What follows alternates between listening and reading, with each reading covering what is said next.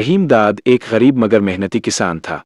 इसके पास जमीन कम थी, मगर जो कुछ भी था वो ईमानदारी से काम करके अपनी ज़रूरियात पूरी कर लेता।